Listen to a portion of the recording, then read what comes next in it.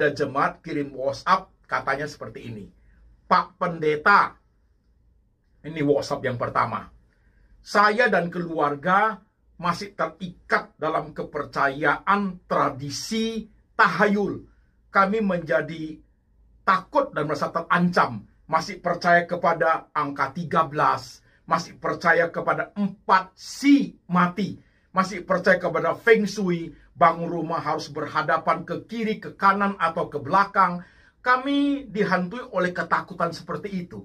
Padahal kami sudah menjadi orang percaya. Kami sudah menjadi miliknya Tuhan Yesus. Bagaimana caranya Pak Pendeta untuk lepas daripada jeratan, ketakutan, dan ancaman dari tahayul itu dalam hidup kami sebagai orang Kristen? Itu pertanyaan pertama. Pertanyaan kedua dari jemaat tentang tahayul tanda kutip dalam kekristenan. Saya takut itu Pak, karena itu nyata dalam hidup saya. Kalau bisnis saya jatuh, anak saya ada kemalangan, keluarga kami ada masalah, ada problem dalam hidup, kami sudah takut dan merasa terancam.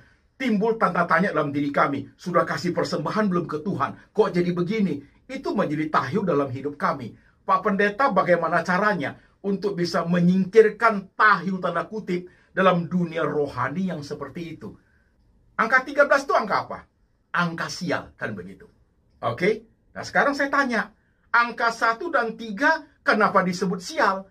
Apa salah mereka? Kenapa mereka diketemukan angka 1 dan 3 jadi 13, jadi capsa, jadi sial? Kenapa? Pada dasarnya kan angka itu tidak sial. Kenapa bisa jadi sial? Padahal saudaraku, kalau kita baca Alkitab, 1 dan 3 itu angka yang luar biasa bagusnya loh. Tritunggal. Bapa, Anak, Roh Kudus. Dalam satu keesaan dengan 3 pribadi. Esa 1, 3 pribadi, 3. Saudara-saudara sekalian, angka luar biasa itu. Kenapa kalau dibawa ke dunia sekuler, angka 1 dan 3 ditambah menjadi capsa, menjadi sial. Di Alkitab angka hebat. Di dunia luar, dunia sekuler, menjadi angka sue, sial. Kenapa begitu? Jelas sekali 1 dan 3 itu tidak sial. Kenapa bisa menjadi seolah-olah menjadi sial? Nah, ini contoh, saudara sekalian. Oleh sebab itu, jemaat menyimak. Udah sial, depan 4. 413. 413. Udah sial lagi. Itu dunia sekuler. Ayo sekarang saya ajar. Dunia rohani 413 itu luar biasa, saudaraku. Di Alkitab itu, 413 itu luar biasa, jemaat sekalian. Nanti saya suruh orang saya keluarin ayatnya. Running text, saudara perhatikan. Filipi pasal 4 ayat 13. Bunyinya apa? Segala perkara dapat kutanggung dalam Dia yang memberikan kekuatan kepadaku. Segala perkara dapat kutanggung dalam Dia yang memberikan kekuatan kepadaku. Filipi 413. 413. Good. Bible menjadi kekuatan, bukan sial, bukan suek, tapi kekuatan dari Tuhan. Hadapi segala perkara. Strong faith. Saudara perhatikan. Hebat kan? Satu lagi. 378 itu nggak bagus, Pak. 378 itu kan negatif pengertiannya, Pak. Itu dunia sekuler. Mau tahu 378-nya Alkitab? Sancipah. Saudaraku, Mazmur 37 ayat 8. Bagus ayatnya. Bunyinya apa? Lihat running text-nya. Mazmur 37 ayat 8. Janganlah marah. Tinggalkan panas hati itu. Karena marah itu membawa kepada kejahatan. Hebat ayatnya. Jadi kalau istrimu suka marah, suamimu suka marah, kasih tahu. Ingat Sancipah, Pak. Ingat Sancipah ya, Ma. Mazmur 37 ayat 8. Pokoknya kalau papa marah, ingat Sancipah di Alkitab itu. Tuhan sudah ngomong, tinggalkan amarah itu. Tinggalkan hati panas itu. Itu akan membawa kepada kejahatan. Sancipah. Bagus ayatnya, saudaraku. Oke? Nah, saudara sekarang perhatikan.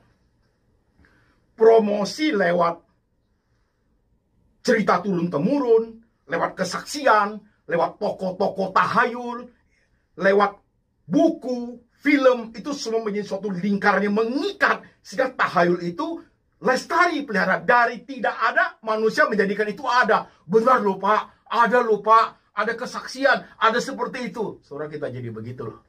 Jadi jemaat yang tanya itu, dengarin, saya uraikan. Kenapa seperti itu masalahnya? Nah, ini yang terjadi.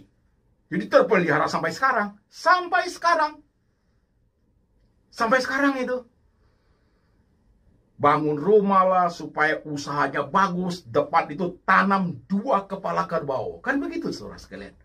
Malam jangan bersiul-siul. Dari tahayul yang kecil, menengah, sampai tahayul yang gede-gede. Ya, tahayul yang gede-gede itu okultisme, kuasa gelap. Itu semua seperti suraku voodoo. Kan begitu. Ini yang menciptakan lingkaran setan itu membuat manusia itu takut dan terancam. Jadi ingat, jemaat sekalian. Ingat, tahayul itu, kalau dia sudah menciptakan ketakutan dalam hatimu dan ancaman dalam hidupmu, berarti engkau sudah percaya tahayul itu. Nah, pada saat engkau percaya tahayul ini, berarti saudara sudah membuka pintu pikiranmu untuk dipengaruhi oleh kuasa dan pengaruh daripada iblis. Bahaya. Maka saya tes. Masih percaya nggak? Angka sial. Kalau you masih percaya, pikiranmu sudah dipengaruhi oleh kuasa setan itu, saudaraku. Membuat kamu tidak bisa melihat kebenaran. Kebenaran itu tidak memerdekakan engkau. Karena engkau dijerat oleh tahayul. Itu loh caranya, saudaraku. Oke? Perhatikan pelan-pelan. Perhatikan pelan-pelan. Ini banyak nih.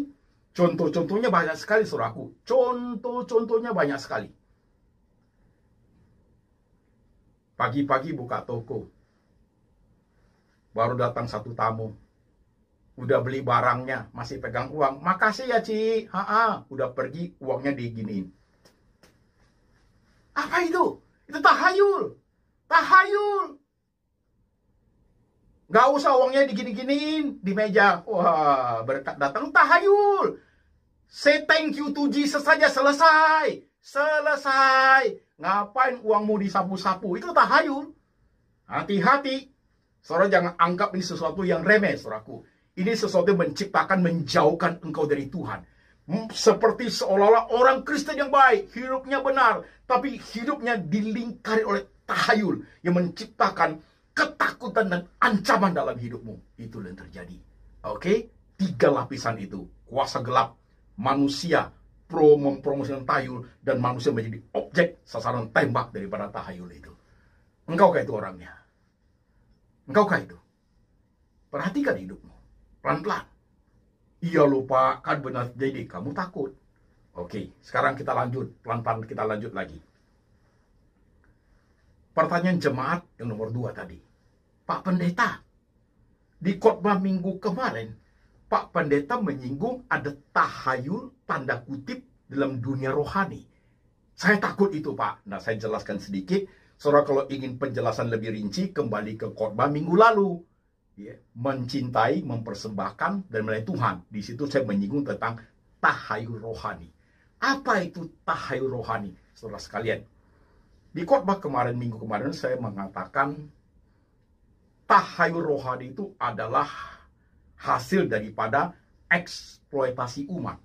Eksploitasi umat adalah memanfaatkan seseorang atau sekelompok orang untuk kepentingan diri sendiri. Itu namanya eksploitasi umat. Caranya bagaimana dalam kerohanian, khususnya orang percaya, orang Kristen? Takut-takutin. Sama dengan tahayul yang tadi. Ya, dibuat takut-takutin dan dibuat beri ancaman. Kecelakaan dia, nggak mempersembahkan sih. Sakit dia, nggak belum kasih perpuluhan sih. Sehingga jemaat itu tercipta jadi takut. Takut dan terancam. Ada apa-apa, kita udah kasih persembahan belum? Nah itu tahayul rohani, saudaraku.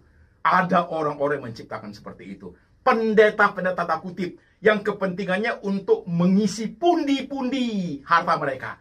Kayak jemaat mereka manfaatkan seperti itu. Mereka belokkan kebenaran menjadi suatu ketakutan. Menjadi suatu ketakutan ancaman dalam hidup jemaat. Sehingga mau tidak mau jemaat harus memberi, saudaraku. Inilah bahayanya kekristenan ini, saudara sekalian. Ya.